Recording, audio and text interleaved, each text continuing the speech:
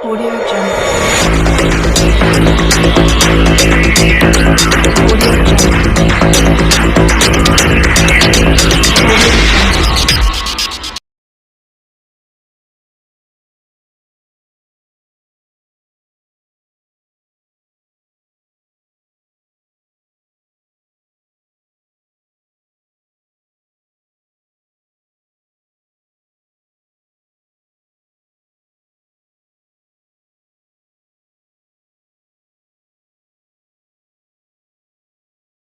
Good evening बच्चों।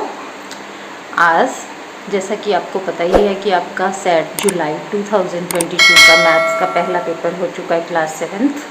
तो आज मैं आपको इस पेपर का सॉल्यूशन बताती हूँ, जिससे कि आपको पता चल सके कि आपने कितने प्रश्न ठीक किए हैं और जो क्वेश्चन आपको नहीं समझ आए वो आप उनको कर सकें। तो इस पेपर का हमारा जो क्वेश्चंस हैं, कुल क्वेश्चंस इसमें 14 हैं। तो पहला जो प्रश्न है हमारा MCQ है। ये प्रश्न कुछ इस तरह है, 13 भाग का निशान ब्रैकेट -2 + 1 और ब्रैकेट बंद। कैसे हल करेंगे इसको? 13 पहले हम ब्रैकेट को हल करेंगे। तो ब्रैकेट को हल करेंगे तो ये -2 + 1 कितना हो जाएगा हमारे पास? -1। इसका मतलब है कि 13 को हमने -1 से भाग करना है, तो हमारा आंसर आ जाएगा -13, जो कि हमारा ऑप्शन है गैप। दूसरा क्वेश्चन देखें आप। दूसरा क्वेश्चन है हमारा 1 + 2/3 का 3/5। तो पहले इनको हम हल करेंगे, इसको जोड़ लेते हैं। ये हो जाएगा एलसीएम हमारे पास 3 + 2 का 3/5। ये आ जाएगा आपके पास 5/3। का जो निशान है गुणा में बदल गया और ये हमारे कट गए, यानी कि उत्तर आ गया आपके पास 1, और ये हमारा ऑप्शन है कैप। क्वेश्चन बहुत आसान है, जिन बच्चों ने प्रैक्टिस की होगी उनको बहुत आसानी से ये क्वेश्चन वो हल कर पाएंगे। अगला क्वेश्चन है हमारा, यदि m × 5 = 3 है तो आपने m का मान निकालना है। तो यहाँ पर और इस दोनों साइड हम यहाँ पर क्योंकि गुणा है तो दोनों साइड हम 5 से भाग कर देंगे। इधर भी 5 से भाग और इधर भी 5 से भाग। 5 से 5 कट गया, m हमारा आ गया 3/5 और उत्तर हमारा है ये वाला गैप। बिल्कुल ही सरल क्वेश्चंस आए हुए हैं ये। आप इनको समझ के दोबारा से भी अपनी कॉपी में ज़रूर करें, जिससे कि आपको बहुत अच्छी तरह से ये प्रश्न करने आ जाए। अगला जो क्वेश्चन है हमारा वो है, चौथा क्वेश्चन है, हमें कुछ आंकड़े दिए गए, हमने उसका बहुलक बताना है। 11 12 12 11 फिर 12 फिर 12 13 14 और 12। हमने यहाँ पर बहुलक बताना है। तो आप देख ही सकते हैं सबसे ज़्यादा बार कौन सा अंक आ रहा है यहाँ पे? 12। 1 2 3 4 5 बार आया, तो हमारा बहुलक क्या है? 12, यानी कि ऑप्शन में है हमारा उत्तर होगा। पांचवा जो प्रश्न है हमारा वो है 0.05 × 7। जैसे बहुत ही आसान प्रश्न है ये भी। 7 × 5 = 35, अब दशमलव बिंदु 2 अंकों के बाद है, तो यहाँ पर हमारा दशमलव बिंदु आ जाएगा। तो ये हमारा आंसर है और ऑप्शन है ये कैप। तो इस प्रकार से आप अपने जो हैं ऑप्शन वाले क्वेश्चन कर लेंगे। और उसके बाद हमारे पास है ट्रू फॉल्स, यानी कि सही गलत बताने हैं छठे प्रश्न से। तो पहला जो है हमारा वो है 0 1 का योगात्मक प्रतिलोम है। तो छठा जो है वो क्या है हमारा पहला भाग जो है उसका असत्य। 1 का योगात्मक प्रतिलोम 1 ही होता है। सातवां जो है प्रश्न हमारा, उसमें हमें एक छोटा सा सवाल दिया हुआ है 4 + 1/3, फिर भाग का निशान, फिर 3 का मान 4 है। हमें बताना है कि ये सत्य है या असत्य। पहले हम इसको हल कर लेंगे। ये क्या आ जाएगा हमारे पास 4 + 1/3 गुणा में 1/3। और यहाँ से ही आप देख सकते हैं कि इसका मान 4 के बराबर नहीं है, तो ये भी क्या है हमारा असत्य है। अब अगला प्रश्न जो है 8वां प्रश्न, वो ये है जो घटना होनी निश्चित है उसकी प्रायिकता ज्ञात कीजिए।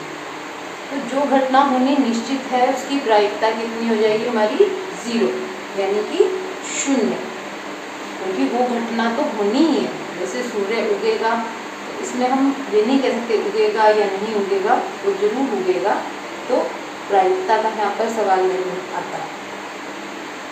9वां प्रश्न जो है हमारा वो है 37.8 को हमने भाग करना है 1.4 से। 37.8 को 1.4 से भाग करना है। कैसे करेंगे इसको? 37.4 800 गुणा में 1/1.4, भाग का निशान हटाएंगे तो यहाँ पर हम व्युत्क्रम लेंगे। अब यहाँ भी 1 अंक के बाद दशमलव है, यहाँ भी 1 अंक के बाद, तो दशमलव से दशमलव कट गया। अब आप 378 को 14 से भाग करेंगे तो आपके पास 27 उत्तर आ जाएगा। या कह सकते हैं हम काट भी सकते हैं, 14 एकम 14, यहाँ से 14 दूनी 28 और 14 सत्ते आ जाएगा उसके बाद में, तो इसका उत्तर आपके पास 27 आ गया। अगला प्रश्न देखते हैं हम। 10वां प्रश्न है हमारा, हमने यहाँ पर माध्यिका ज्ञात करनी है, यानी कि माध्यक या मीडियन हमने ज्ञात करना है। हमें एक डाटा दिया हुआ है, उसका हमने मीडियन ज्ञात करना है। तो पहले हम लिख लेते हैं जो हमें दिए गए डाटा में क्या क्या दे रखे हैं। 1 2 3 4 5 6 7 8 और 9, 4 नहीं है, 4 में से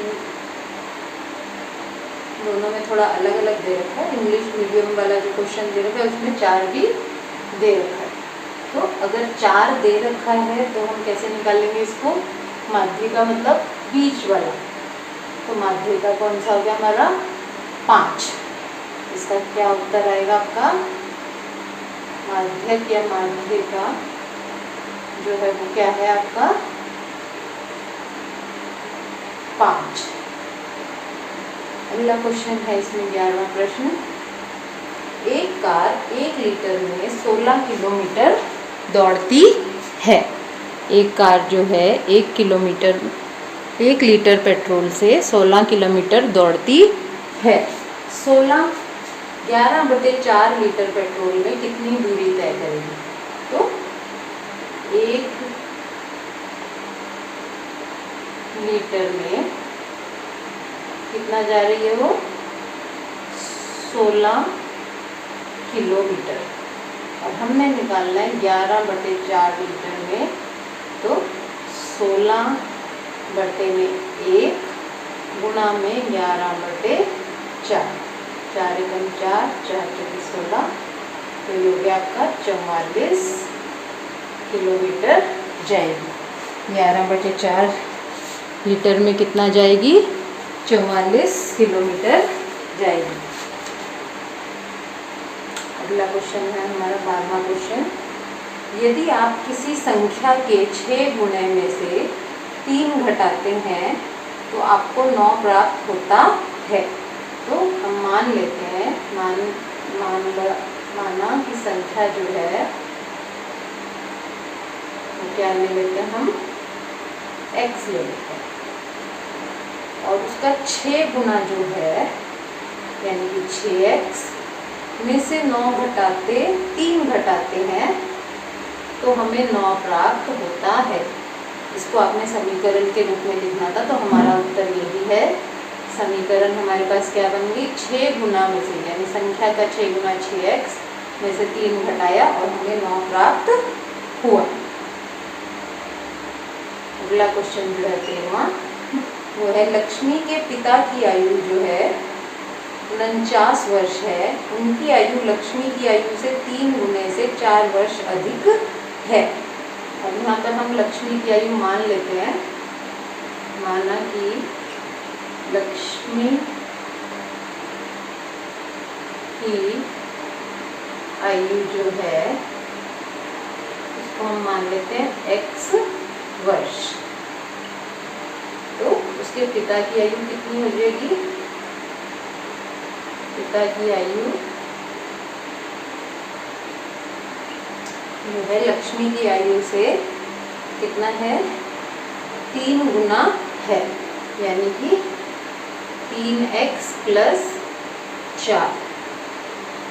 और फिर वो बता रखा है कि लक्ष्मी के पिता की आयु 49 वर्ष है, यानी 3x + 4 जो है वो किसके बराबर हो गया? 49 के बराबर हो गया। अब यहाँ से हम हल कर लेंगे इसको, समीकरण को हल करेंगे तो हमारे पास आ जाएगा 3x बराबर 49 - 4, यानी कि 3x बराबर हो गया 45 और x बराबर हो गया 45/3। 3 एकम 3, 15 से ये कट गया। तो लक्ष्मी की आयु कितनी है? हमने क्योंकि x मानी थी और x 15 आ गया, तो लक्ष्मी की आयु हो गई 15 वर्ष, 15 साल की वो है। तो 13 क्वेश्चन हो गए हमारे यहाँ पर। अब लास्ट क्वेश्चन में एक टेबल बनी हुई है और उसके आधार पर हमने एक स्केल चुनकर सबसे पहले तो एक ग्राफ बनाना है, दोहरा आलेख बनाना है। तो हम ग्राफ बनाएंगे इसका।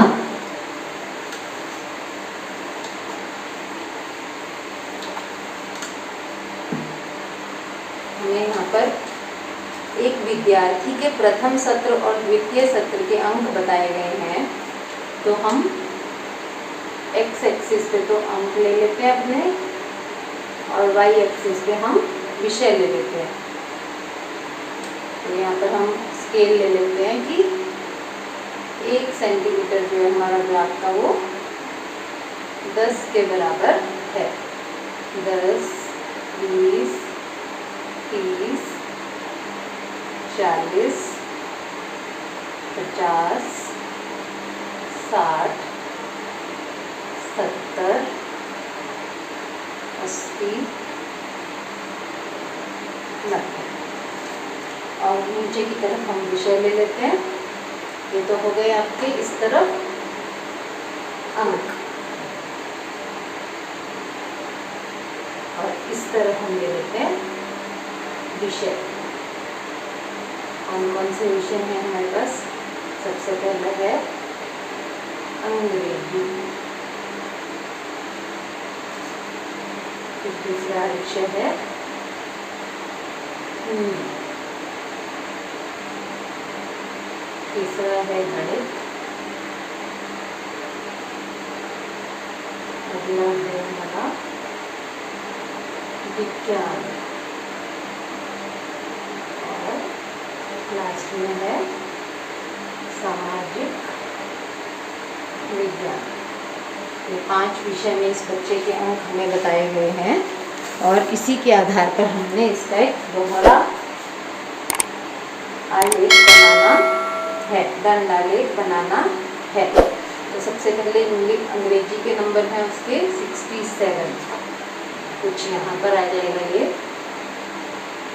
तो हम यहाँ से सीधी रेखा इसकी तरफ खींचेंगे। आप बच्चों इसको अगर स्केल से बनाएंगे तो ज़्यादा अच्छा है। हमें इसको बनाने के लिए स्केल का इस्तेमाल वैसे करना चाहिए, जिससे कि हमारी जो लाइन्स हैं वो सीधी आए। अब क्योंकि दोहरा बनाना है हमने, तो 67 मार्क्स बच्चे के हैं प्रथम सत्र में, इसका इस्तेमाल कर लेते हैं हम यहाँ पर। और द्वितीय सत्र में उसके मार्क्स हो गए हैं 70। तो द्वितीय सत्र को हम दिखाने के लिए हम दूसरे पेन का इस्तेमाल कर लेते हैं। अब 70 हमारा यहाँ पर है लगभग, यहाँ तो इसका इस्तेमाल करके लाइन सीधी आ जाएगी हमारे पास। तो इस प्रकार से ये तो हमारा प्रथम सत्र है और ये हमारा द्वितीय सत्र है। ये जो है हमारा द्वितीय सत्र है। तो यहाँ पर आपको दिख रहा है कि इंग्लिश में बच्चे के नंबर जो हैं 3 अंक बढ़ गए। अगला है हिंदी। हिंदी में प्रथम सत्र में उसके अंक आए हैं 72।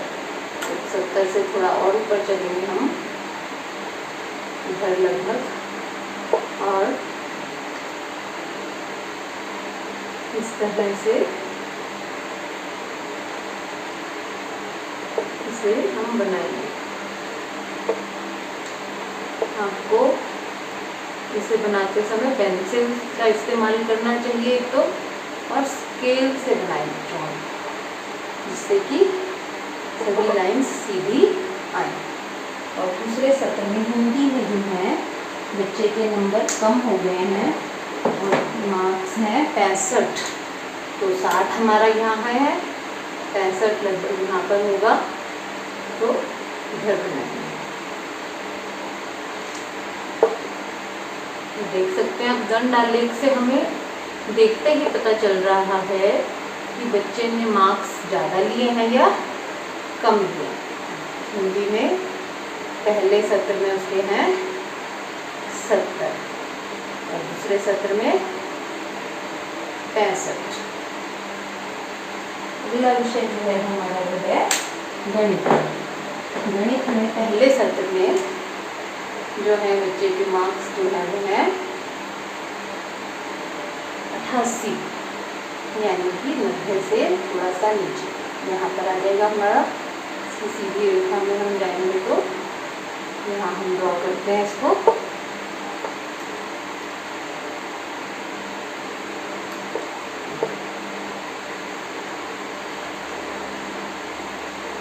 और दूसरे सत्र के मार्क्स हैं उसके 95, यानी कि गणित विषय में भी उसने दूसरे सत्र में अपने मार्क्स में वृद्धि की है। तो दूसरे सत्र के मार्क्स हो गए यहाँ 95, हमारा लगभग यहाँ बीच में आएगा। और दूसरे सत्र के नंबर दूसरे पेन से दिखा देते हैं जिससे कि थोड़ा सा हमें अंतर स्पष्टता से पता चल जाए। इस तरह से ये दूसरे सत्र के हो गए। तो हम थोड़ा सा शेड भी कर देते हैं इससे कि हमें पता चल जाए। तीसरा है हमारा विषय विज्ञान। विज्ञान में पहले सत्र में तो मार्क्स हैं 81, तो थोड़ा सा 80 से ऊपर आएंगे बस, लगभग यहाँ पर।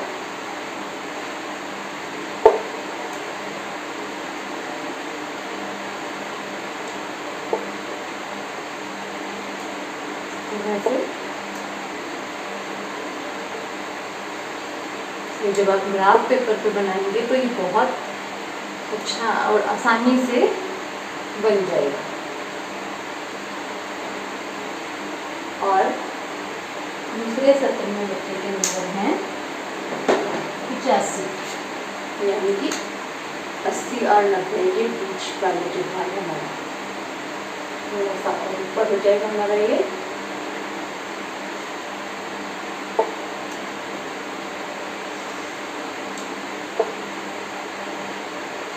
इस प्रकार फिर इसको शेड कर देते हैं थोड़ा। और लास्ट हमारा जो विषय है सामाजिक विज्ञान, उसके पहले सत्र में मार्क्स हैं 73 यानी 73। तो कुछ यहाँ तक हो जाएगा हमारा ये।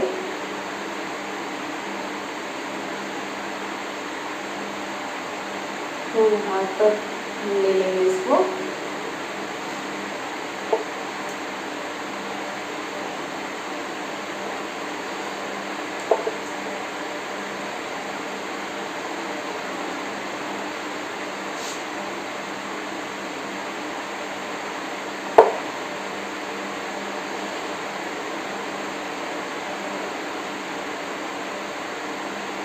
तो इसको बनाने में जिससे हमें डस्टर से दिक्कत भी आ रही है,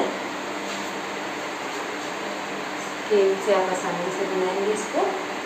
और दूसरे सत्र में नंबर है इनका 75, यानी कि थोड़ा और ऊपर लाएंगे हम।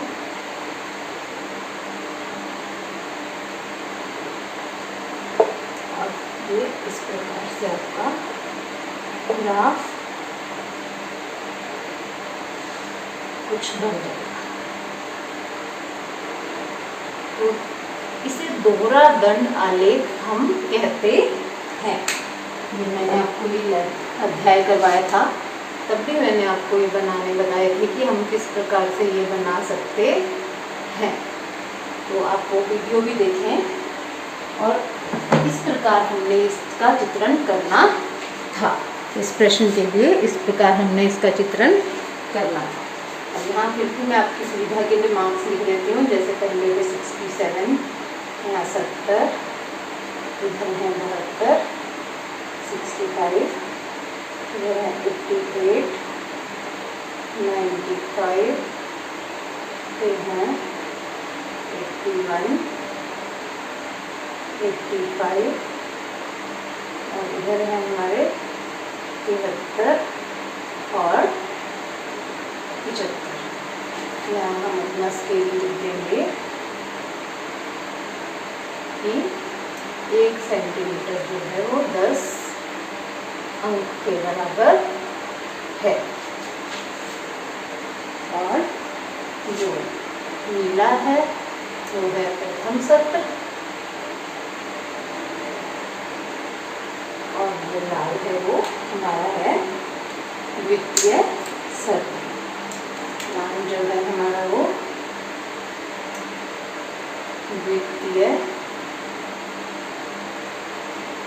सत्र है। तो इस प्रकार आप इस प्रश्न का उत्तर करेंगे। ये है हमारा क्वेश्चन नंबर 14।